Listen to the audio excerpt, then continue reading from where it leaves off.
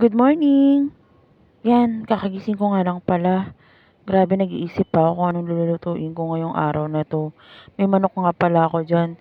Ang hirap mag-isip ng lulutuin tuwing umaga 'no? Kaya babangon na ako at para makapagluto na tayo, guys. Tara, samahan niyo ako magluto.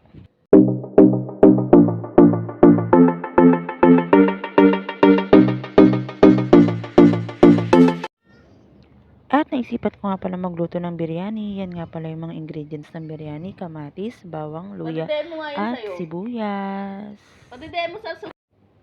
Sa isang kawali nga lang, magpainit na nga lang tayo ng mantika. Yung sobrang mainit na mantika.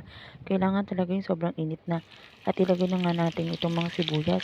Kailangan kasi natin sila lutuin ng pritong-prito para maging matamis sila. At habang nagpiprito ako ng sibuyas, gumawa na naman ako ng patatas at saka ng carrots. Yan nga pala, isasalin ko din naman sa biryani. Nagisa na nga pala ako ng kamatis, bawang at luya dyan. Medyo pinalambot ko at nilagay ko na nga pala yung manok. Madali ang luto lang ito dahil may pasok nga pala tayo. At ayan, after ko niluto yung manok, pinirito ko na nga rin pala siya.